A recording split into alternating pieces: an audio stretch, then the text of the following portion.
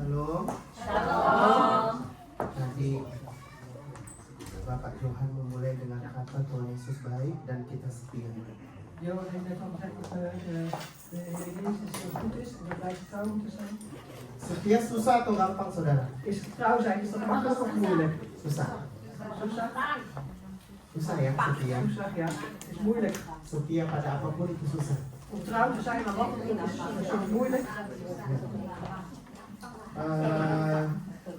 Terima kasih pertama-tama untuk Pak Gembala dan seluruh jemaat memberikan saya kesempatan lagi bisa share di tempat ini. En dank u wel voor uw voorganger en ook de gemeente die mij de gelegenheid geven om hier het woord te mogen delen. Tema Gereja Kasih Kristus tahun ini apa? Het thema van Gereja Kasih Christus is groei.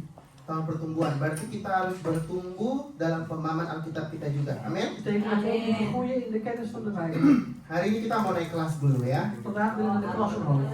Kita akan belajar Alkitab lebih dalam lagi. We gaan nog dieper leren vanuit de Bijbel. Kita belajar satu ayat aja hari ini. We gaan vandaag alleen maar 1 vers bestuderen, Tapi punya 4 poin. maar die heeft 4 punten. Tapi sebelum itu, Maar voordat we dat doen, kita harus menyamakan perspektif kita dulu. moeten we even kijken naar ons perspectief. Moeten we gelijk maken. Saudara-saudara, kita percaya Tuhan yang menciptakan langit dan bumi, amin. Broeders en zusters, wij geloven dat de Heer op de hemel en de aarde heeft geschapen. Amen. Berarti Tuhan itu punya kendali atas binatang, Dat betekent dat de Heer de controle heeft of de bestuur heeft over de dieren, manusia, over de mens dan tumbuhan. en de groei. Amin. Amen. Atau ada pendapat lain? Planten. Oh, de planten. Ja. Atau ada yang tidak percaya? Percaya kan semua? Iedereen gelooft dat toch? Berarti Tuhan sudah mengatur semuanya. Dat betekent dat de Heer alles al heeft geregeld. Berarti Tuhan sudah mengatur bahwa kita itu makan binatang dan kita makan tumbuhan. Kita makan hewan dan tumbuhan. Dat betekent ook dat de Heer al heeft bepaald dat wij zowel van de dieren eten als van de planten. Berarti Tuhan juga sudah mengatur bahwa singa misalnya makannya binatang ini. Dat betekent ook dat hij geregeld heeft dat bijvoorbeeld de leeuw, hè, Simon, dat hij bijvoorbeeld die dieren eet. Ya, kita percaya ya. Dat geloven we toch? Bahkan gravitasi atau ilmu pengetahuan itu sudah diatur oleh Tuhan. En zelfs ook de kennis, zeg maar, dat is al de zwaartekracht, dat is al door de Heer bepaald. Gravitasi bumi, Dus de zwaartekracht van de aarde, hukum Newton, de wet van Newton, ya, ya, Isaac Newton. Itu semuanya sudah diatur oleh Tuhan. alles is al geregeld door de Heer. Percaya dulu sampai sini atau enggak? Gelooft u dat tot zover? Karena kita nggak bisa further kalau kita nggak satu pemahaman. Dus wij kunnen niet verder gaan als we niet diezelfde kennis hebben. Jadi kita sudah berada dalam satu perspektif Dus wij zitten al in het perspectief bahwa semua itu sudah diatur oleh Tuhan. dat alles al is geregeld door de Heer. Kita bicara bukan kehendak pribadi kita, bukan free will, tapi apa yang ada di dunia ini sudah diatur oleh Tuhan. Dus wij spreken niet over onze eigen wil, dus onze vrije wil, maar alles wat al in deze aarde is geregeld door de Heer. Nah, ada satu ayat. En daar is een vers. Ini wordt vaker gezegd, apa ya? Sering diucapkan, Dus wordt vaker uitgesproken gezegd, tapi jarang dipelajari. maar weinig bestudeerd. Nah, kita ini sudah berada di tahun 2025, men. Wij zitten al in het jaar 2025. Kita harus bertumbuh. Wij moeten groeien. Saya percaya tidak suatu kebetulan Tuhan kasih tahun pertumbuhan bagi GKK. En ik geloof ook niet dat het toeval is dat de Heer het jaar van groei heeft gegeven voor Berarti de KK. tahun 2026 tahun depan Dat betekent dat het volgend jaar 2026 kita harus naik kelas. dat we weer een klas omhoog moeten. Jadi kita nggak ke gereja cuma sebagai suatu rutinitas. Dus we gaan niet zomaar naar de kerk als routine. Jadi kalau hari ini kita setia, Dus als wij vandaag de dag getrouw zijn, tahun depan kita makin setia. dan zijn we morgen nog trouwer. Tahun ini kita rajin, Dit jaar zijn we ijverig, tahun depan kita makin rajin. dan zijn we nog ijveriger. Tahun ini kita bisa mengampuni, Dit jaar kunnen we vergeven, tahun depan kita makin bisa mengampuni orang. volgend jaar kunnen we nog meer mensen Puji vergeven. Tuhan, semua bilang amin. Prijs de Heer, iedereen Nah, amen zegt. hari ini kita akan lihat bahwa sadarkah kita kalau Alkitab itu sering sekali menyuruh kita untuk belajar dari berbagai macam hewan. En de Bijbel moet ons bewust zijn dat de Bijbel ons vaak leert, zeg maar, onderwijs geeft ook via de dieren. Ada berbagai macam hewan yang disebut di Alkitab. Er zijn heel veel dieren die genoemd worden in de Bijbel. Bahkan di Alkitab dikatakan bahwa Yesus adalah singa dari En in de Bijbel wordt gezegd dat Jezus is de leeuw van Juda. Ya, hari ini kita buka dari Matius 10 ayat 16. Dus we gaan nu openen in Matthäus 10 en dan vers 16. Harusnya ini tanpa dibuka sudah hafal ya. Matthäus 10, Vers 10, vers 10. Ya. Matthäus 10 vers Vers 16. 16, ja. Ja. Wat had u willen baca? Ja, die zal ik lezen. Zie, ik zend u als schapen midden onder de wolven. Wees dan voorzichtig als slangen en argeloos als duiven. Ya. Lihat aku mengutus kamu seperti domba ke tengah-tengah serigala, sebab itu hendaklah kamu cerdik seperti ular dan tulus seperti merpati.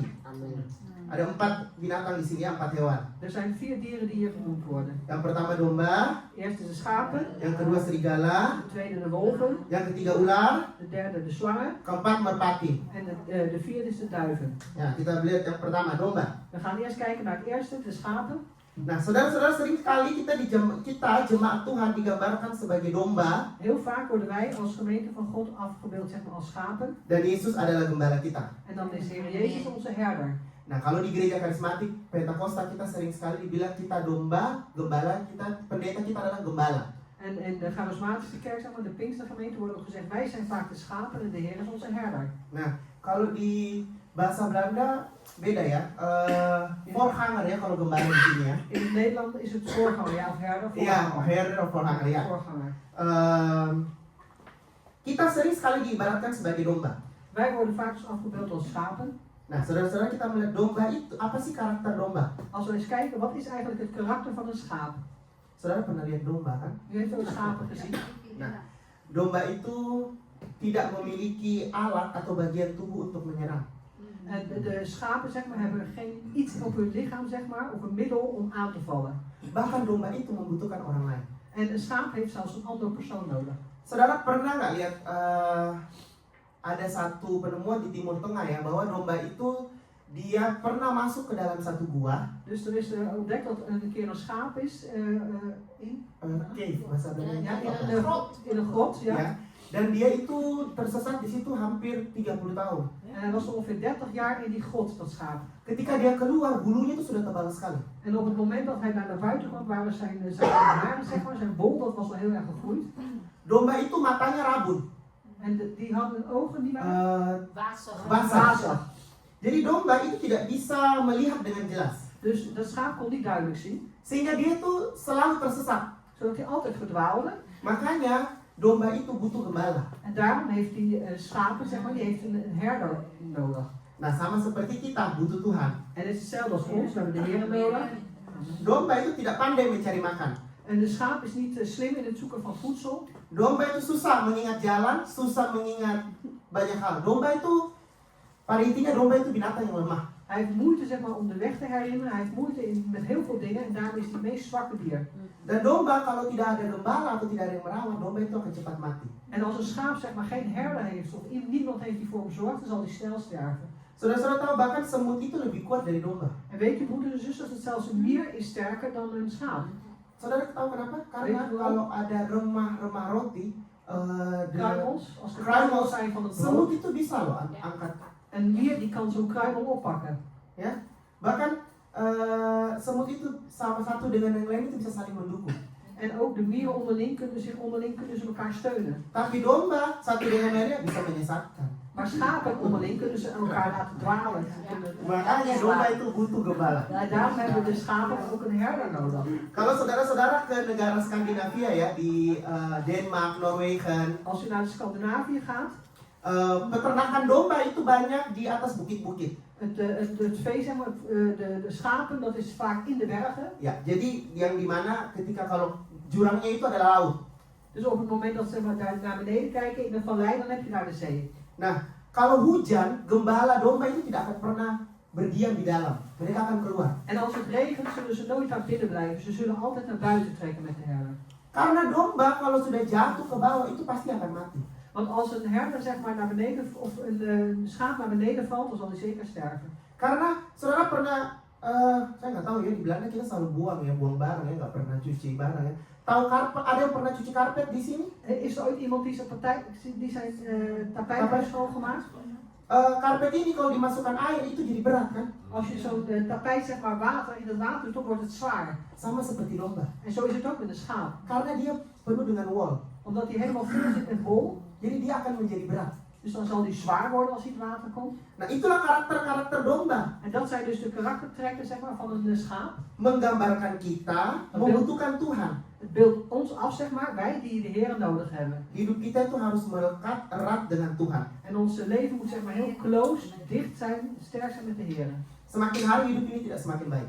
En hoe verder we gaan in deze dagen, het zal er niet beter op worden. Kita bisa binasa. Wij kunnen echt verloren gaan. Kita butuh tuntunan Tuhan dalam hidup ini. We hebben de leiding van onze Heer nodig in dit leven. Kita tidak hanya butuh tongkat gembala yang mengarahkan, En we hebben niet alleen maar, zeg maar de stok van de herder nodig die ons richting geeft. maar soms, terkadang kita butuh tongkat gembala yang menegur kita. Maar soms hebben we ook de staf van de herder nodig om ons te vermanen.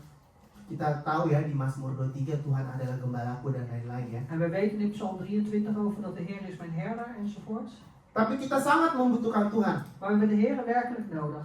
Saya berkali-kali menyampaikan di tempat ini, yuk kita menjaga relasi kita dengan Tuhan. En ik heb hier regelmatig al doorgegeven van kom laten we echt zorgen voor onze relatie met de Heer. Jam doa kita mulai dibangun. Ons gebedsuur zeg maar moeten we opbouwen. Saya mau mengajak saudara-saudara untuk perbanyak berdoa. En ik wil dus uitdagen om het gebed zeg maar te vermeerderen. Kenapa? Karena doa itu nafas hidup orang percaya. Waarom? Omdat het gebed is de levensadem van een gelovige. Saudara, berdoa ini bukan cuma doa makan, doa tidur, bukan cuma begitu ya. Broeders en zusters, het bidden is niet alleen maar bidden voor het eten, het bidden voor het slapen, niet alleen dat. Tapi kita harus benar-benar berdoa duduk di kaki Tuhan. Maar we moeten ook werkelijk gaan bidden en zitten aan de voeten van de Heer.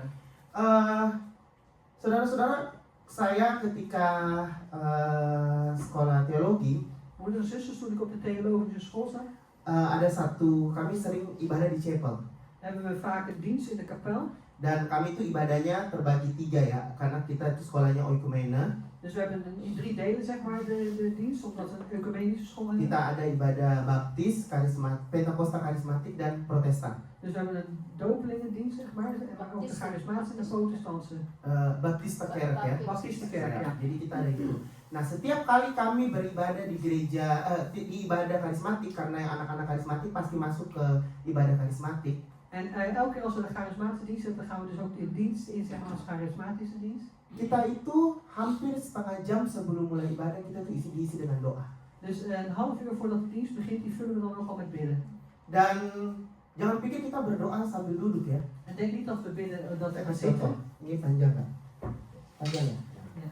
Jadi kita itu, karena hamba Tuhan itu butuh doa ya. Want de dienst van God heeft gebed. Hamba Tuhan kalau nggak berdoa ini keterlaluan. Want als het niet bidt, dan is het niet goed. Jadi zeg maar. WL-nya di belakang, kami itu disuruh balik ke sana. Dus de worship leaders die staan hier achter en wij moeten die kant op.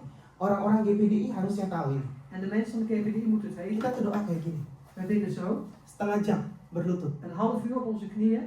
Lagunya itu hampir setiap minggu sama. En Kudus, kuduslah, kuduslah Tuhan. heilig, heilig is de Heer. Surga bumi menyembahmu. Hemel en aarde aanbidden u. Setiap hari Kamis, Elke donderdag, setengah jam kita een berlutut. half uur bidden ze op die manier. Hari ini saudara-saudara sudah berlutut berapa lama buat Tuhan? En vandaag, hoeveel lang heeft u weer op uw knieën gezeten? Bukan soal berlututnya, Het gaat niet om het knielen, bukan soal berapa lamanya, het gaat niet om hoe lang, tapi kita bangun relasi nggak sama Tuhan. maar bouwen we een relatie of niet met de Heer. Saudara, kalau kita kebiasaan berlutut, Als wij dus de gewoonte hebben om te knielen, percaya deh, 1 jam berlutut itu tidak menjadi masalah. geloven we, een half uur op de knieën is dat geen probleem meer. Kami yang doa pagi di Indonesia tuh sering sekali harusnya mulainya jam 5, tapi kami tuh mulainya jam 5, 4:45 kita sudah berlutut. Dus we beginnen om 5 uur zeg maar in Indonesië, maar om 4:15 beginnen we al. Mencari wajah Tuhan. We zoeken het aangezicht van de Heer. Ada yang sering kebangun jam 3 di sini, Er is er iemand bijvoorbeeld die vaak om 3 uur wakker is. setelah itu nggak bisa tidur, En als u dan daarna niet kan slapen, itu Tuhan yang bangunin. dan is God die u wakker maakt. Tuhan suruh doa. En de Heer zegt dat u moet gaan bidden. Ya, saya berapa kali kayak gitu. Kok nggak bisa De Heer tidur heeft ya? dat ook meegemaakt, Saya kan niet percaya slapen. kita semua pasti kok mengalami itu, tidak mungkin We enggak. hebben dat allemaal wel eens meegemaakt. Het is Kita cari onmogelijk dat het wajah niet Tuhan. is. Zoek dan het aangezicht van de Heer. Karena hari Minggu ke gereja itu nggak cukup. Want alleen op zondag naar de kerk gaan is niet genoeg. The real battle is not on Sunday. Dus de echte strijd is niet op zondag. The real battle is Monday until Saturday. De echte strijd is van maandag tot en met zaterdag. Itu. Dat is het. Jadi kita harus menjaga jam doa kita. Dus wij moeten waken over ons gebedsuur. Perjanjian Lama katakan Daniel 3 kali sehari berdoa. In het Oude Testament wordt gezegd ook dat Daniel 3 keer per dag bidt. Daniel mengalami ujian enggak? En heeft hij een beproeving gehad? Iya. Tapi Ja. persoalannya setelah dia masuk dalam gua singa tutup mulut kan? Maar toen hij in de leeuwenkuil werd geworpen, hebben de leeuwen hun mond dicht gedaan. Nah, ujian pasti datang. Toets zal zeker komen, de beproeving. Penyertaan Tuhan selalu nyata. En de nabij van de Heer is altijd zichtbaar. Nah, yang kedua, serigala. Het tweede, dat zijn de wolven. Serigala ini berbeda dengan domba. De wolven zijn anders dan de schapen. Serigala ini memiliki penglihatan dan penciuman yang sangat tajam. Dus ze hebben een goede zicht en een goed reukvermogen. Bahkan serigala itu memiliki kemampuan membuat strategi yang bagus ketika mengejar mangsanya. En de wolf die kan ook heel goed zeg maar, grijpen zeg maar, zijn, hoe noem je dat? Zijn prooi. Huh? Zijn prooi. Zijn prooi, ja. Ja. Amen. Waktu saya mempersiapkan khotbah ini, Toen ik deze preek ging voorbereiden, dari 4 binatang ini, van deze 4 dieren, yang paling susah itu serigala. het moeilijkste dat is de wolf. Saya cari referensi khotbah, Ik heb een referentie gezocht voor de preek. apa sih maknanya serigala ini. Wat is eigenlijk de bedoeling zeg maar, van deze wolven? Saya buka Alkitab Ibrani, Yunani sama aja tulisannya cuma serigala. Ik heb Hebreeën van alles en nog wat geopend, maar het is alleen maar gewoon de wolf. Tapi saya diberikan hikmat oleh Tuhan. Maar ik heb van de Heer wijsheid ontvangen. Serigala itu bukan hanya dunia hari ini. En de wolf is niet alleen maar op deze wereld vandaag de dag. Serigala adalah suatu keadaan yang perlu kita hadapi dalam kehidupan Maar dat kita. is een omstandigheid zeg maar, die we moeten meemaken, die we onder ogen moeten zijn in het leven. Karena kita adalah domba di tengah serigala. Omdat wij de schapen zijn onder de wolven. Hari ini serigala apa dalam hidupmu? En welke wolf heb je op dit moment in je leven? Pelayanankah? Is het uw bediening? Pelayanan bisa jadi serigala loh. Onze bediening, dat kan een wolf worden. Pekerjaan Werk? atau bahkan keluarga. Of misschien zelfs onze familie. Ada banyak bentuk serigala dalam dunia ini. Er zijn vele vormen van wolven in ons leven.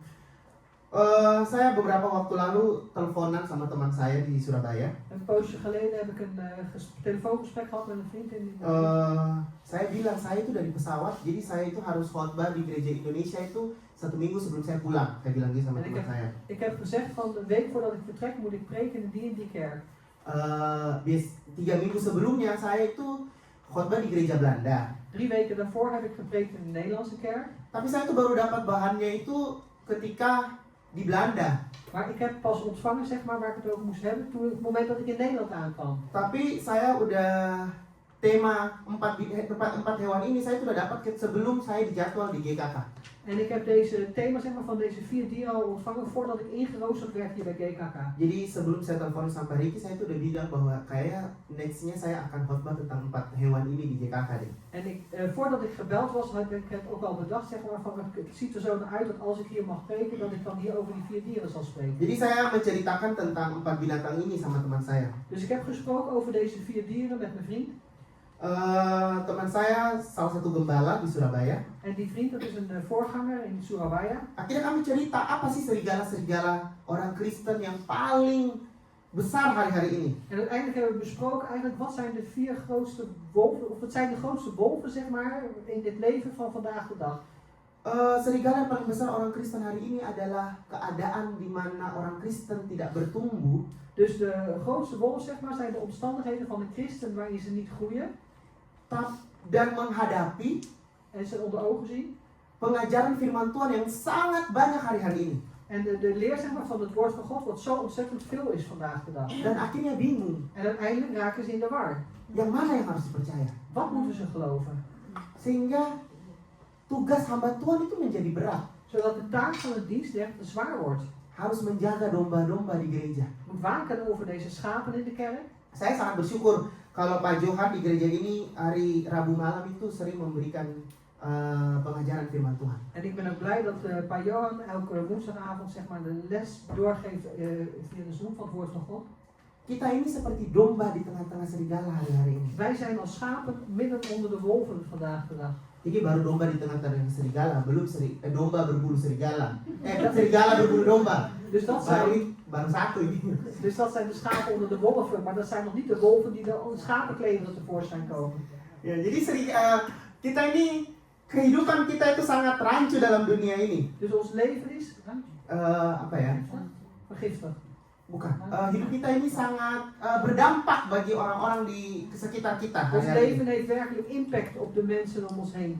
Karena kita adalah domba di tengah-tengah serigala. Omdat wij de schapen zijn onder de wolven. Saudara sadar nggak hari-hari ini menjadi orang Kristen di Belanda itu enak? Dus christen zijn hier in Nederland tot vandaag de dag is fijn.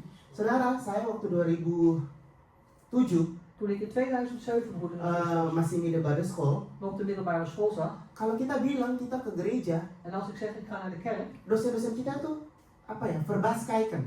ja, iedereen kijkt verbaasd. Apa seriusnya verbaskaikan apa ya? Melihat kita itu heran. Ze zijn allemaal verbaasd. Tapi hari-hari ini, Maar vandaag de dag, coba cek di kereta hari Minggu yang ke gereja itu banyak loh. check maar als we naar de zondag in de kerk of in de trein zeg maar, zijn er veel naar de kerk gaan.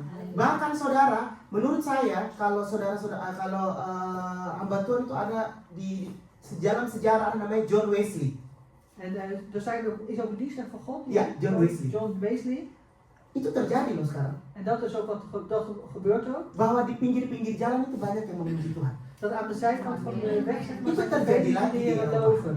En dat gebeurt weer hier in Europa. Contohnya revival worship yang ada di Malieveld, Het voorbeeld, Amsterdam. de opwekkingsrevival in Malieveld en Amsterdam. Itu terjadi lagi. Dat gebeurt nu ook weer. Kebangunan rohani di Belanda itu terjadi lagi di Eropa. Dus de geestelijke opwekking hier in Nederland en Europa, die vindt alweer plaats. Saudara-saudara tahu kenapa? En weet u waarom, broeders en Ini zusters? selalu saya udah 4 kali khotbah, 4 kali saya katakan ini selama saya di Belanda. En daar heb ik al 4 keer over gepreekt en 4 keer gezegd hier in Nederland. Karena anak-anak muda sekarang mulai mengalami namanya mental problem. Want de jeugd op dit moment in Nederland hebben mentale problemen. Serigalanya terlalu besar dalam hidup mereka. De wolven zijn te groot in hun leven. Ketika serigala besar, En op het moment dat de wolven groot worden, akhirnya mereka mencari sang gembala en uiteindelijk zoeken ze dan hun herder. yang adalah Tuhan Yesus. En dat is de Heer Jezus. Amen. Saudara-saudara, gereja karismatik hari-hari ini Pentakosta penuh di Belanda. Broeders en zusters, de charismatische kerk of de Pinksterkerken zeg maar, zijn vol. Bahkan di Hoofddorp itu ada satu gereja, itu gereja Katolik. En in Hoofddorp heb je ook een kerk, een katholieke kerk. Dulu kosong sekali. Vroeger was het helemaal leeg. Sekarang kalau kita ke sana rame. En nu als ik daar naartoe ga is het al heel druk. Misa Jumat pertama aja setiap bulan rame. En ook elke eerste vrijdag van de maand de dienst is ook erg druk. Orang-orang di Eropa mulai sadar bahwa kita butuh gembala. En de mensen in Europa die zijn ervan bewust zeg maar, dat we een herder nodig hebben. Serigalanya terlalu luar biasa. Want de wolven zijn te erg. Ya. Jadi kita membutuhkan Tuhan dalam hidup ini. Dus we hebben de Heer nodig in dit leven. Saudara-saudara, gereja, Broeders en zusters, kerken. bahkan hamba Tuhan akan lenyap suatu hari. En zelfs ook dienstrechten van God die zullen verdwijnen op een gegeven moment. Tapi yang pasti akan nyata sampai selamanya adalah Tuhan. Maar dat wat er van eeuwig zal zijn, dat is de Heer. Amin. Amen. Setiap orang tuh punya jangka hidup pasti 8. Ya, ongeveer lah ya 80 tahun ya. En ieder mens heeft ongeveer een leeftijd zeg maar, van rond de 80. Nah, itu Alkitab bilang. Dat zal je halen, dat is Itu wat de Bijbel Alkitab zegt. bilang 80 tahun. Dat zegt de Bijbel, hè, zo'n 80 jaar. Ya, tapi kita hopen Maria. We hopen we maar, hè. Ya, karena sekarang umur saya aja baru dapat pensiun umur 71 ya. Jadi kita nggak usah mikir pensiunnya, kita mikir dulu. Bisa hidup sampai 71. We zijn in zijn generatie nu zeg maar, als ze 71 zijn, dan kan hij pas met pensioen. Dus laten we het maar niet hebben over 80 jaar, maar eerst maar kijken of we pensioen halen. Ya, jadi ya kita harus percaya Dus we moeten geloven, vertrouwen, bahwa Tuhan selalu bersama-sama dengan dat kita. de Heer altijd samen met ons is. Melewati setiap serigala-serigala dalam hidup kita. Door al onze wolven heen in ons leven. Nah, yang ketiga nih, ular. En de derde is de slang. Nah, Ja. kita dikatakan cerdik seperti Er wordt gezegd, zo, ja, hier staat, wees dan voorzichtig als slangen, maar tjerdik is listig. Listig. cerdik ya, bukan licik ya. Nee, listig. Listig. Sluw ya. Sluw. Cerdik ya, bukan licik ya. Sluw. Ular itu jenisnya banyak. Die heeft soorten. Soorten Je ya. hebt heel veel soorten slangen.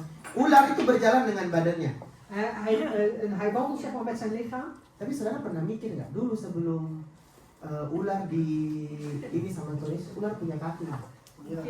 Dus heeft u ooit bedacht zeg maar, dat de slang voordat hij vervloekt werd door de Heer, dat hij ook pootjes had? Itu under tema ya. Ini sama saudara berpikir aja sendiri pula. Coba dipikir. Maar denk daar maar eens over na.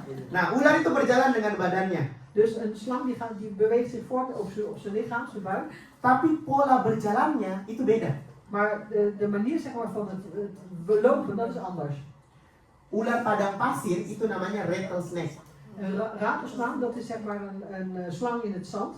Karena tempat jalannya itu pasir, Omdat hij wandelt over het zand, maka cara jalannya pun beda. is zijn manier van wandelen of gaan is anders. Kepalanya di kanan, Zijn hoofd is rechts ekornya di kiri. en zijn staart is links. Nah, mungkin penyanyi dangdut itu belajar dari ular ya. Karena ular itu kalau di gurun tuh dia jalannya gini. Dus als het Karena kepala di sini, kaki di sini kan. dus als zo'n slang zeg maar, gaat over het zand, dan gaat zijn hoofd rechts en zijn lichaam links. Nah, beda sama ular yang di pohon. Dat is een andere manier van gaan, zeg maar, als een slang in een boom. Ular di pohon dia lilit pohonnya, Dus hij kronkelt zich helemaal om die boom heen dia jalan ke atas. en dan gaat hij zo naar boven. Nah, ular sawah itu beda lagi. En een slang zeg maar in de sala's, dat is nog anders. Karena licin, Omdat het daar glad is, glibberig, dia jalannya pelan-pelan. gaat hij heel langzaam. Ada satu lagi ular di Alkitab En er is yang nog een slang in de Bijbel. kalau kita belajar, itu dia hanya hidup di semak-semak. Als wij dat lezen, dan leest hij alleen. Modders of zo? Ja, in de Bijbel. Apa ya? Keras, keras tapi yang Lumut. saudara-saudara ini aja deh. Ingat cerita Paulus di Malta? Ken je het verhaal van Paulus in Malta? Paulus digigit oleh ular. Paulus is gebeten door een slang. Nah, itu. Nah, itu sangat beracun. En dat is echt heel giftig. Jadi, ular ini cerdik. Dus deze slang is sluw. Nah, orang Kristen itu En een christen, sudah domba, lemah, die zijn al zeg maar een schapen, di tengah serigala, zwak en dan onder de wolven. terkadang tidak cerdik lagi. En soms ook nog een stuk sluw. Jadinya mati. Dus ja, dan gaat hij uiteindelijk dood. Nah, kenapa? Karena kita tidak mau bertumbuh, kita maunya jadi domba Waarom? terus. Omdat wij niet willen groeien, we willen door naar die schaapjes Kita blijven. maunya makan bubur We willen terus. alleen maar boeboer eten, pap. Udah gitu buburnya bubur polos lagi, nggak pakai ayam, nggak pakai telur. En dan gewoon de boeboer zeg maar zonder iets erin, niet met ei of met kip erin. Kita harus bertumbuh dong, Je moet groeien. ya. Karena tema gereja ini tahun ini bertumbuh. Want het thema van deze kerk van dit jaar is groei. Kita harus cerdik. Dus we moeten sluw zijn. Nah, saya memaknai kata cerdik ini sebagai hikmat. Dus ik zie dat sluw, wil ik dan betekenis geven zeg maar als wijsheid. Ketika bulan Desember 2024, Op het moment dat het december was 2024, saya tuh berdoa sama Tuhan, Tuhan 2025 ini apa ya Tuhan ya? toen bad ik tot de Heer en toen heb ik gezegd, Heer, dat jaar 2025, wat zal het zijn? Karena banyak orang tuh bilang 2025 tidak bagus, 2025 ekonomi begini, Amerika begini, Indonesia begini. Nggak bagus lah 2025. Vele mensen zeggen 2025 is geen goed jaar, hè, want de economie gaat niet goed, dit gaat niet goed, Amerika gaat niet goed en ja, Indonesië zegt dat. Jadi saya doa sama Tuhan. Dus ik heb gebeden tot de Heer. Saya mendapat bahwa tahun 2025 ini buat kami dan beberapa pendoa dan beberapa teman-teman kami di Surabaya bahwa 2025 ini adalah the year of wisdom. En we hebben ontvangen, zeg maar een aantal vrienden waar we vaak mee bidden, hebben we ontvangen dat het jaar 2025 een jaar is van wijsheid. Kita butuh hikmat. We hebben die wijsheid nodig. Karena hidup ini semakin hari semakin susah. Want dit leven wordt elke dag moeilijker. Nah, tanpa disengaja, En onbewust, saya itu kalau di Belanda ini tidak terlalu melihat ya. Kalau di Indonesia tuh kami tuh sering saya belum menemukan gereja di Belanda itu ada yang benar-benar mengikuti pertanggalan Yahudi atau pertanggalan mana itu nggak ada ya, hanya ada di Indonesia. dus hier in Nederland heb je dat niet, maar in Indonesië heb je dus kerken die werkelijk zoals op de Joodse manier zeg maar alles doen in de kerken. Nah, tanpa disengaja ternyata dalam pertanggalan orang Chinese tahun 2025 adalah tahun ular. Dus het jaar voor Chinezen zeg maar was het jaar 2025 het jaar van de slang. Saya tidak sedang membahas sio. En ik wil het daar niet precies over hebben. Karena saya pun tidak percaya bahwa hidup ini diatur oleh sio, astrologi gitu-gitu tidak ada ya. Want ik geloof niet dat het hier zeg maar, het leven wordt bepaald door alles wat voorspeld wordt of astronomie. Tapi hidup ini diatur oleh Tuhan. Maar dit leven dat is geregeld door de Heer. Tetapi orang Chinese itu setiap tahun memang menetapkan tahun itu dalam dunia hewan. En de Chinees geeft elk jaar zeg maar het jaar, dat wordt bepaald door een bepaald dier. Karena pertanggalan Chinese, pertanggalan Yahudi itu berbeda dengan pertanggalan Want de kita. Chinese kalender zeg maar met de Joodse kalender is anders dan wat wij hebben. Dan buat orang Chinese tahun ini pun mereka harus berhati-hati. En voor de Chinezen ook is het zo dat ze dit jaar voorzichtig moeten zijn. Dan mereka harus berhikmat dalam memutuskan sesuatu, harus cerdik karena tahun ini tahun ular. Want ze moeten wijsheid hebben in het nemen van beslissingen, want ze moeten sluw zijn, want het is het jaar van de slang. Saudara-saudara ingat berapa waktu lalu saya sempat bersharing di sini tentang hikmat? Ik heb u, weet u nog, een aantal keer geleden heb ik hier een serie gegeven zeg maar, over wijsheid. Hikmat dan pengetahuan itu berbeda ya. Wijsheid en kennis is iets anders. Ada banyak sekali orang berpengetahuan tapi tidak berhikmat. Heel veel mensen die hebben wel de kennis, maar die hebben niet de wijsheid. Ya contohnya yang hari-hari ini lagi hits dibahas adalah yang di Jerman ya, Hitler. Orang yang berpengetahuan tapi tidak berhikmat. Dus ja, wat er nu daar als deze ook vaak wordt gezegd, Hitler in Duitsland, die heeft wel de kennis, maar niet de wijsheid. Hikmat itu berbeda dengan pengetahuan. Wijsheid is iets anders dan kennis. Nah, pengetahuan itu memberitahu kita orang yang salah itu harus ditegur. Kennis, dat geeft ons zeg maar, laat ons weten dat als iemand een fout heeft gemaakt, dan moet hij daarvoor gestraft worden. Tapi hikmat itu mengajarkan bagaimana cara menegur orang. Maar wijsheid geeft eigenlijk de manier hoe je iemand moet vermanen op het moment dat hij fout is. Saya percaya di sini yang punya anak pasti pengetahuan memberitahu kita bahwa anak harus dididik. En iemand die hier kinderen heeft, die weet het. De kennis van ons weet dat wij onze kinderen moeten opvoeden. Tapi hikmat yang menginformasikan memberitahu kita bagaimana cara mendidik anak. Maar de wijsheid geeft ons informatie of laat ons zeg maar weten hoe wij onze kinderen op moeten voeden. Pengetahuan memberitahu kita bahwa kita harus menginjil. En kennis, dat weten wij, we moeten evangeliseren. Tapi hikmat mengajar kita bagaimana caranya kita menginjil. Maar de wijsheid, dat leert ons hoe we moeten evangeliseren. Jadi hikmat adalah tentang cara. En wijsheid, dat gaat meer over de manier waarop. Kita butuh hikmat sama seperti ular yang cerdik. We hebben de wijsheid nodig, net als die sluwe slang. Hari ini butuh yang namanya hikmat khususnya dalam bidang finansial. En we hebben vandaag de dag ook wijsheid nodig in het regelen van de financiën. Saudara-saudara, Yesus memberi makan 5.000 orang. Broeders en zusters, de Heer Jezus gaf 5000 man te eten. Menurut saudara Yesus berhikmat? Is het volgens u, heeft de Heer Jezus daar wijsheid in gebruikt? Yesus berhikmat.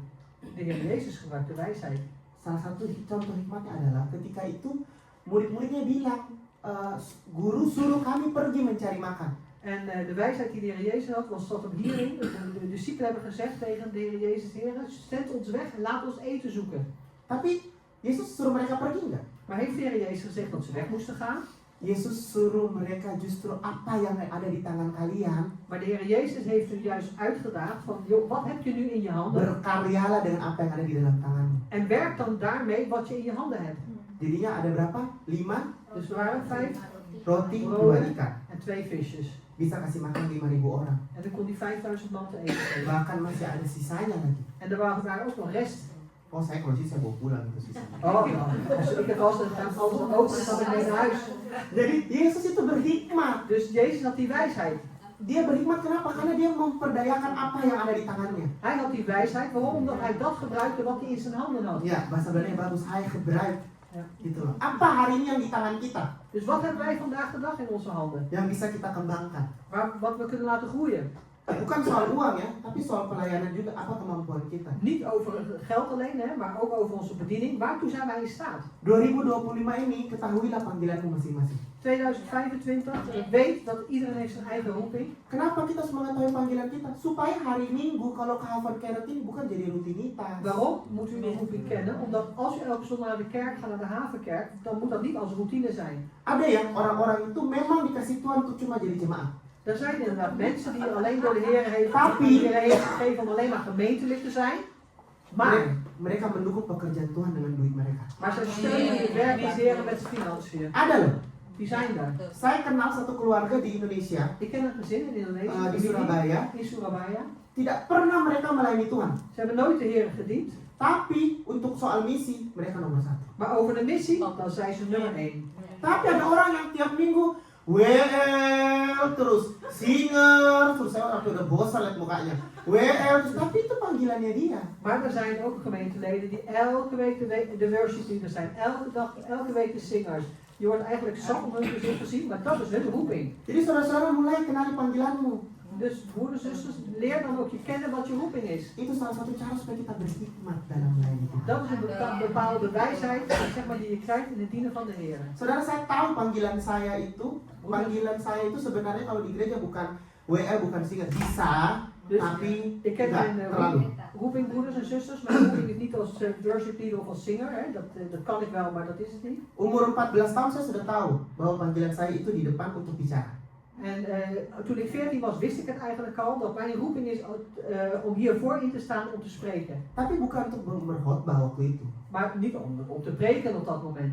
Waktu itu saya itu jadi penterjemah di gereja Indonesia Maar op dat moment was ik een vertaler, zeg maar, in een di Indonesische kerk, Hoofddorp. in Hoofddorp. Tapi khotbah itu sering orang Belanda. Maar degene die sprak was altijd heel vaak een Nederlandse persoon. Nah, saya itu baru 1 tahun di Belanda. En ik was pas 1 jaar in Nederland. Jadi saya masih tahu bahasa-bahasa bagus yang Indonesia yang bekende slang-slang word itu. Dus ik kon nog de Indonesië, zeg maar de slang, dus de Indonesische taal van dat moment.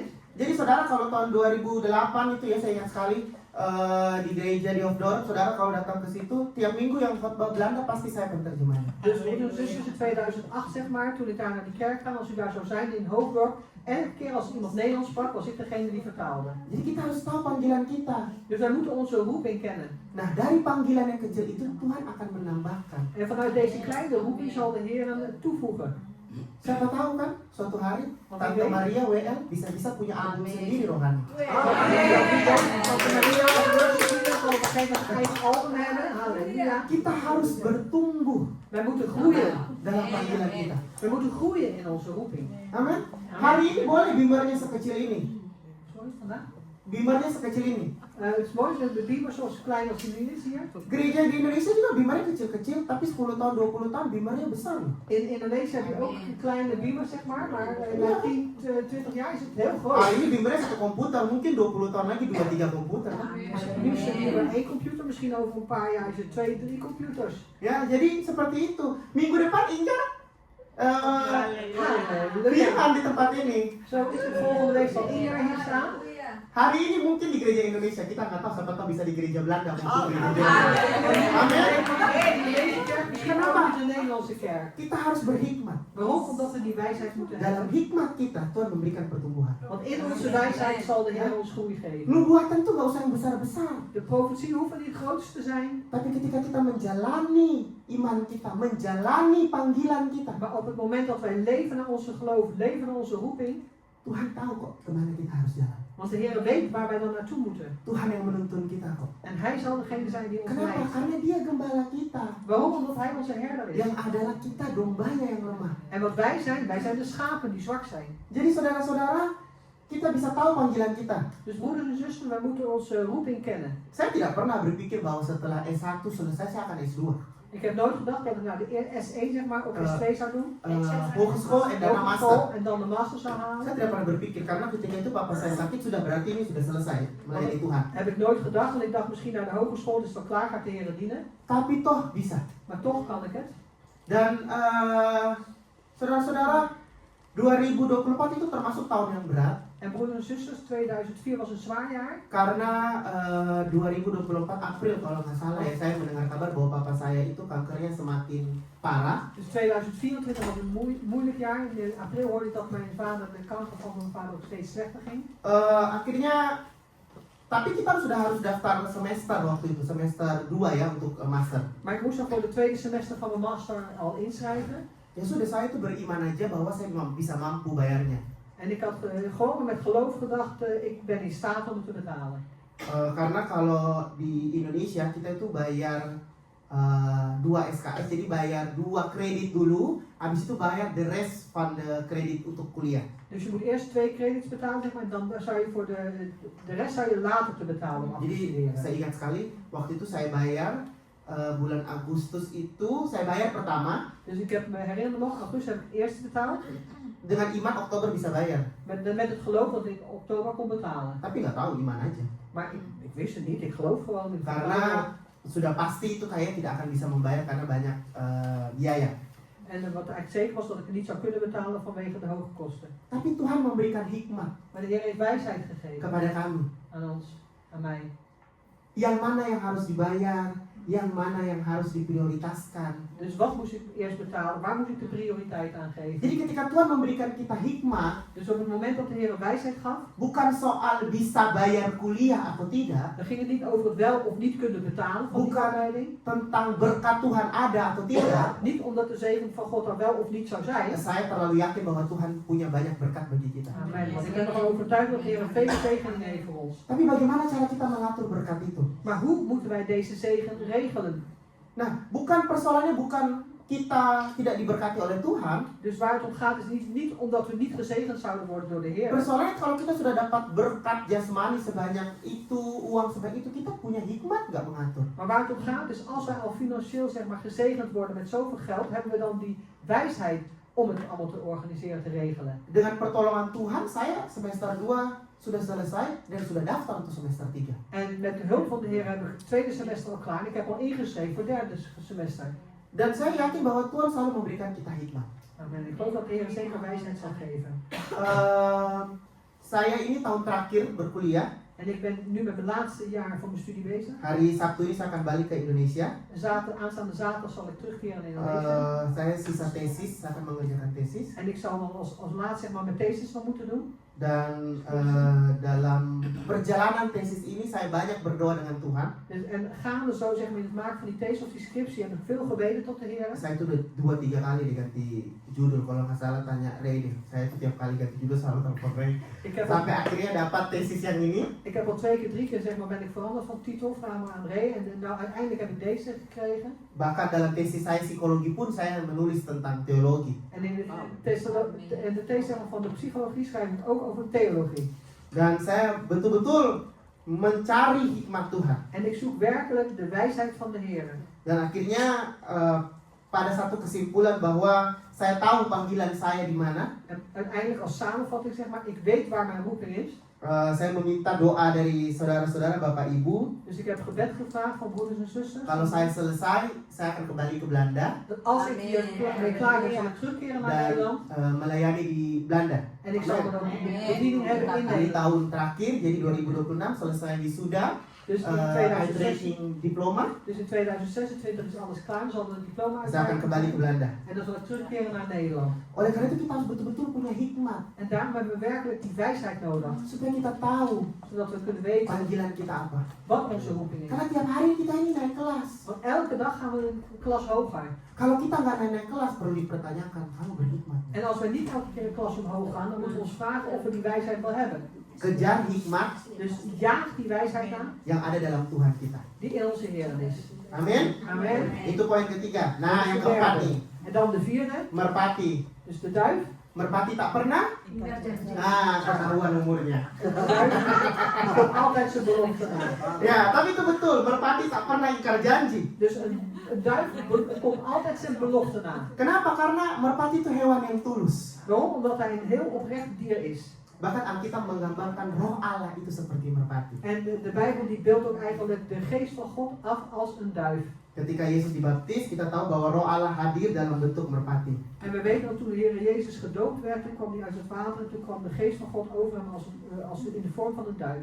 Poin yang terakhir yaitu merpati itu tulus. En het derde, of het laatste punt, zeg maar, vierde punt is een duif die is argeloos of oprecht. Bahkan merpati itu dalam dunia medis dikatakan bahwa merpati tidak memiliki empedu. Dus een duif die heeft in de medische wereld geen gal. Jeroan apa ya dalamnya ya? Hati, liver, gitu. Lever. Ya. Bitter, gal. Ya. Saudara-saudara, empedu kita ini, kita kalau dioperasi nih, terus empedu kita dikeluarkan, Dus onze galblaas, zeg maar, als die geopereerd moet worden, wordt er uitgehaald. terus itu ada yang coba, itu rasanya pahit sekali. En als je dat voor zou proeven, zeg maar, is het heel bitter. Kenapa? Karena semua makanan itu diproses di daerah empedu. Waarom? Omdat al het eten, zeg maar, dat wordt verwerkt in je galblaas. Itu tempat terakhir. En dat is de laatste plek. Dan merpati itu tidak punya itu. En een duif heeft dat niet. Merpati tidak memiliki kepahitan dalam hidupnya. Een duif heeft geen bitterheid in zijn leven. Nah, ini menggambarkan kita orang Kristen. En dat beeldt ons zeg maar af als christenen. Domba di tengah serigala, Dus we zijn de schapen onder de wolven. kita harus cerdik. We moeten dus sluw zijn. Dan yang terakhir kita harus seperti merpati. En het laatste moeten zijn als een duif. Yang berarti apa? Orang Kristen harus selalu mengampuni. Dat betekent de christen moet altijd kunnen vergeven. Susah loh mengampuni itu, Het is moeilijk om te vergeven. tapi saya percaya kita bisa. Maar ik geloof dat wij dat wel kunnen. Kita sering sekali, bahkan saya juga pernah ya sharing di tempat ini tentang mengampuni. Ik heb het ook vaker over gehad en zelfs ook hier over vergeven. Orang Kristen itu harus mampu mengampuni sesamanya. En de christen moet in staat zijn om zijn naaste te vergeven. Karena doa Bapa kami berkata, Het gebed van onze vader zegt, apa? Ampunilah kesalahan kami. vergeef ons onze zonden. Nah, berarti kita harus mengampuni dulu sebelum kita Dus wij moeten eerst vergeven voordat wij vergeven worden. sebelum kita mendapat pengampunan dari Tuhan. Dus wij moeten eerst vergeven voordat wij de vergeving van de Heer zullen ontvangen. Ya, bahkan di doa Bapa kami pun sudah dikatakan, En in het gebed van onze vader wordt al gezegd, ampunilah kesalahan kami seperti kami juga seperti kami mengampuni orang yang bersalah kepada kami. vergeef ons onze zonden zoals we bij de zonde vergeven van iemand die ons fout doen, zeg maar. Sebagai orang Kristen, En als christen kita harus mampu mengampuni. moeten we in staat zijn om te vergeven. Mengampuni sakit tidak sakit, En vergeven, doet dat zeer? Ja, dat doet zeer. tapi seseorang yang bisa mengampuni walaupun dia tersakiti, En iemand die kan vergeven, ondanks dat een pijn is aangedaan, menggambarkan bahwa dia bertumbuh dalam pengenalannya akan Tuhan. die laat eigenlijk zien dat hij groeit in de kennis aan God. Hari ini kita mau bertumbuh, Willen we vandaag groeien? kita harus mengampuni. Dan moeten we vergeven. Saya undang pemain musik Ik vraag de dan muzikanten para worshiper. en de worshipers naar voren. Jadi hari ini Dus vandaag sharing saya berkata tentang kita membutuhkan Tuhan. is mij dat wat ik gedeeld is dat we de Heer nodig hebben. Karena Tuhan adalah gembala kita. Want de Heer is onze herder. Cobaan ujian pasti datang. Dus de proevingen, testen zullen zeker komen. Seperti lagu kita mau nyanyikan, Zoals het lied wat we willen zingen. kita akan pujian ujilah aku Tuhan. En we zingen het lied Test mij Heer. Saudara-saudara, kalau saudara takut lagunya, nggak usah, sudah pasti diuji. Dus broeder en zus ook al Kalau usah kennen het lied dinyanyikan niet. pun pasti kita mendapatkan ujian. Al zingt u het lied niet, u zult zeker ook getoetst worden of geproefd worden. Amin. Amin. Tapi saya percaya Maar ik geloof dalam semua ujian kehidupan kita, dat in alle beproevingen in ons leven, kalau kita menjadikan Tuhan sebagai gembala kita, als wij de Heer stellen als onze herder, dan kita membiarkan Tuhan yang mengatur kehidupan kita, en wij laten de Heer ons leven regelen, yang perlu kita lakukan adalah mencari hikmatnya, wat we moeten doen is zijn wijsheid zoeken, bertumbuh di dalam Tuhan. groeien in de Heer. Dan saya percaya En dan geloof ik Tuhan pasti memampukan kita. dat de Heer ons zeker in staat stelt om te kunnen. Kita akan ujilah aku Tuhan. Saya akan semua bangkit berdiri. Ik vraag u om op te staan. Aku Tuhan, cobalah aku Tuhan, selidiki batinku dan hatiku, mataku tertuju padamu.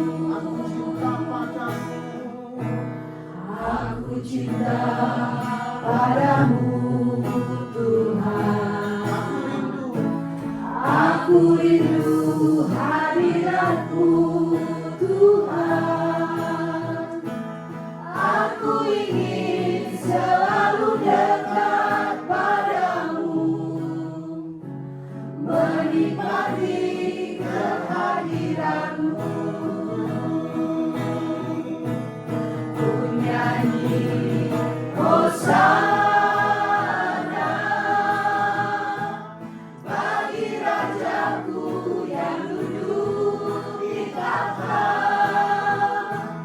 Aku muliakan dan ku agungkan, Kau layak disembah. Aku cinta padamu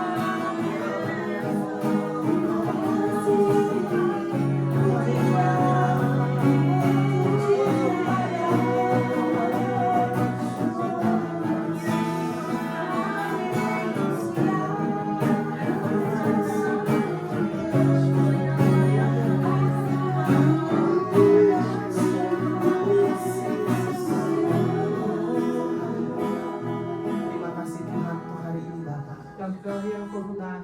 Terima kasih untuk penyertaan-Mu. Dank u wel voor uw aanwezigheid. Terima kasih untuk firman-Mu. Dank u wel voor uw woord.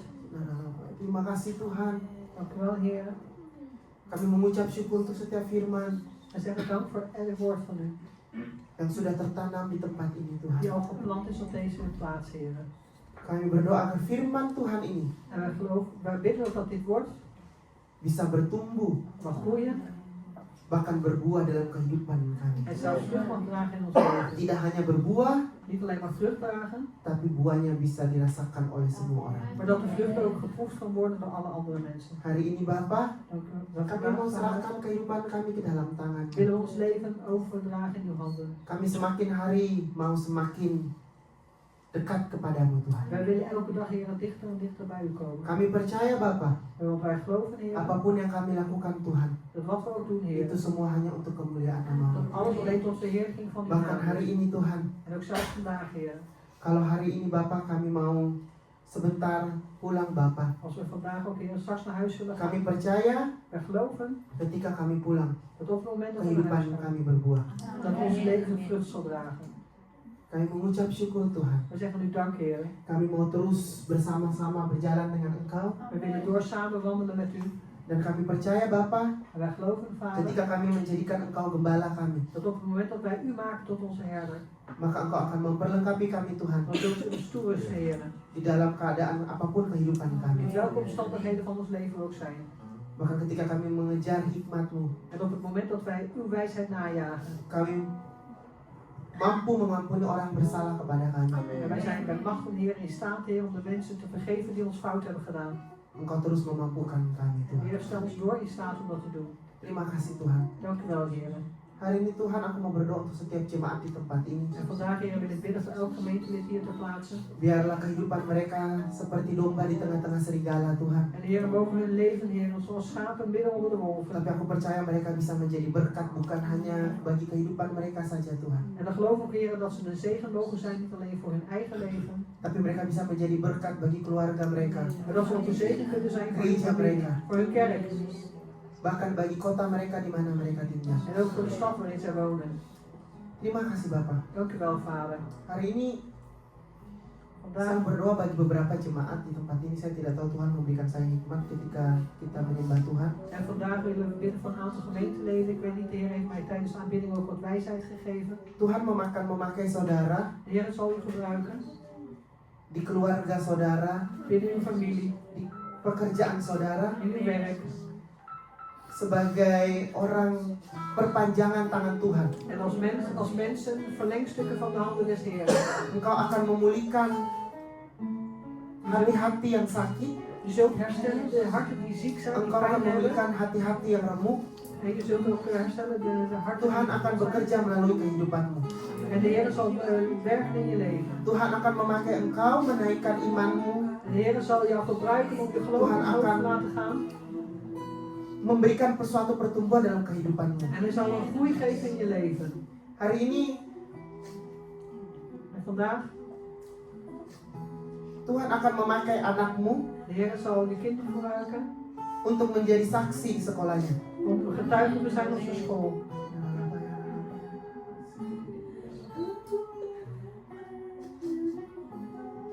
Mari kita akan lagu ini. Laten we iets zingen.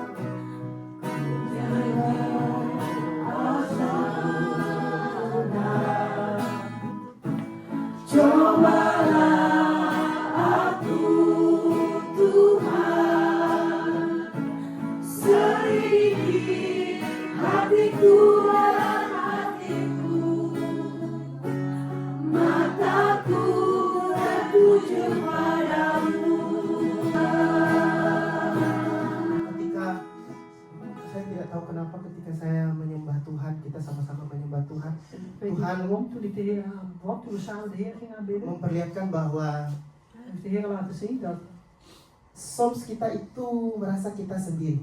soms voelen we ons alleen, Kita tidak bisa bergerak, saya tidak tahu. dat we ons niet kunnen bewegen, ik weet niet waarom. Tapi Tuhan akan memberikan hikmat kepada Maar de saudara-saudara. Heer zal die wijsheid geven Dan Tuhan akan memberikan hikmat seorang guru bagi gereja ini. Saya tidak mengerti. en de Heer zal wijsheid geven aan een leraar voor deze kerk, ik weet niet precies hoe. Een wijsheid als een Als een leraar. leraar, ja, wijsheid als een leraar. Ada orang-orang yang siap untuk dimuditkan di gereja ini. Er zijn mensen die klaarstaan om discipelschap te ontvangen in deze kerk. Persoalannya kita harus duduk diam. Waar het om gaat is dat we stil moeten gaan zitten. Murid harus duduk tenang di dalam Tuhan. De discipel, een leerling moet stilzitten voor de Heer.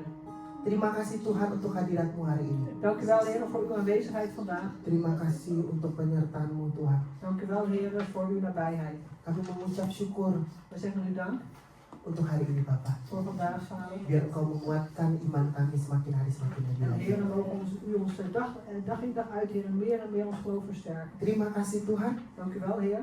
Kami mengucap syukur. We zeggen daar dank voor. Kami siap Tuhan menghadapi hari Senin kami. We zijn klaar, Heer, om onze maandag aan te gaan. Bahkan kami siap menjadi berkat dimanapun kami berada. En we worden ook gezegend, Heer, daar waar we zijn.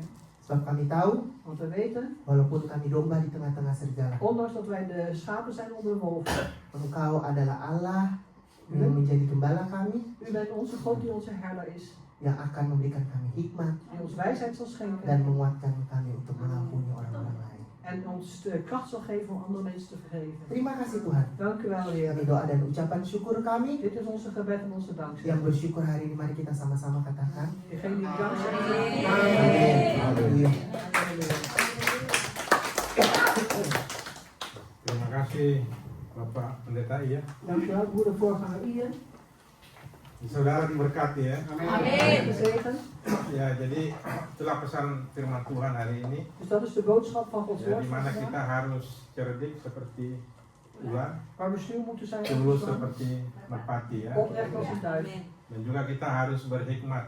En we moeten Ja, ook die jadi wijsheid hebben. bedanya knowledge sama hikmat tadi sudah dijelaskan ya. Dus er is al verschil tussen wijsheid en kennis, is net uitgelegd. Sebagai anak-anak Tuhan memang harus berhikmat, tapi hikmat dari Tuhan. Dus wij moeten als kinderen van Karena God hari wijsheid ini- hebben, maar de wijsheid van de Heer. Dunia itu sudah mulai dikuasai oleh hikmat dunia. Want de Saudara wereld tidak is al sadar, beheerst zeg maar, door de wijsheid van de hari ini wereld. kan semua ribut masalah artificial intelligence ya. En nu is iedereen met AI bezig.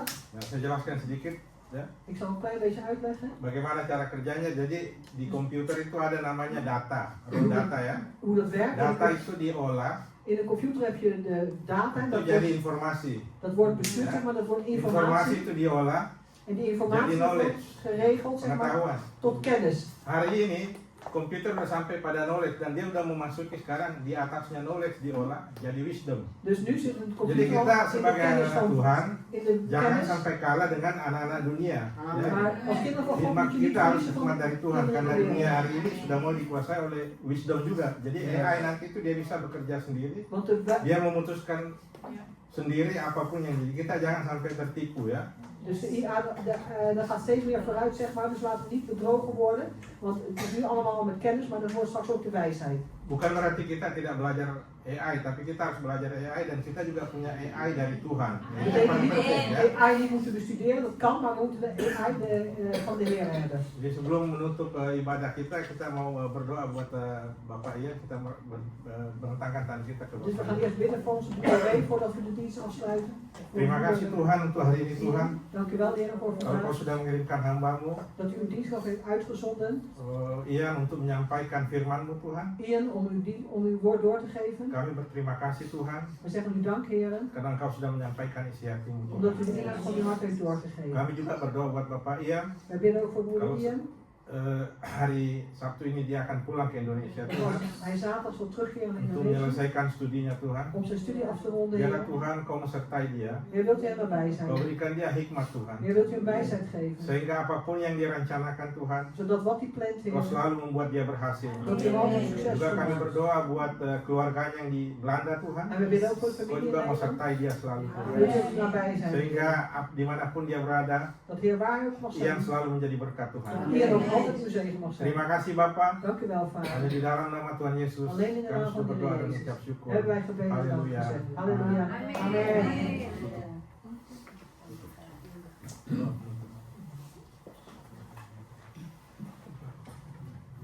Ya, mari kita sebelum kita pulang, mari kita bersama-sama kembali kepada Tuhan, kita akan menerima berkat Tuhan. Dus voordat we naar huis gaan, laten we samen de zegen van de Heer ontvangen. Terima kasih Tuhan untuk hari ini Bapa. Dank u wel, Heer, voor vandaag, Vader. Terima kasih untuk berkat-Mu yang Engkau sudah curahkan sepanjang kehidupan kami. En dank u wel, Heer, voor uw zegen die u heeft uitgestort ons leven lang. Tuhan, saat ini kami mau memberkati satu dengan yang lainnya Bapa. En Heer, nu willen we elkaar zegenen. Dan kami percaya Tuhan, En wij geloven, Heer, Engkau sudah memberkati kami terlebih dahulu. dat u ons eerst heeft gezegend.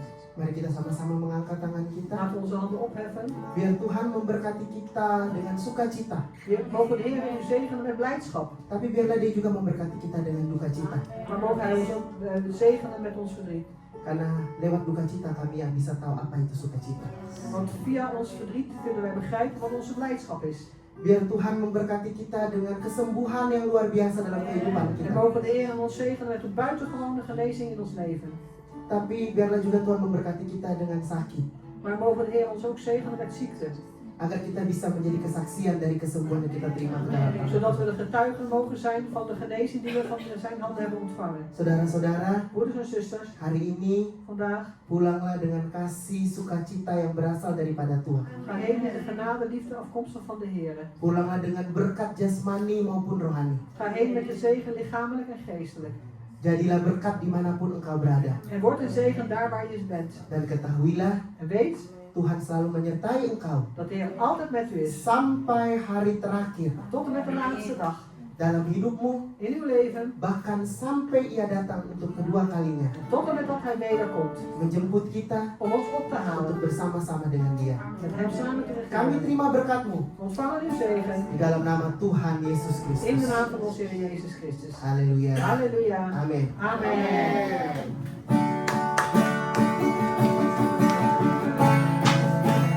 Amen.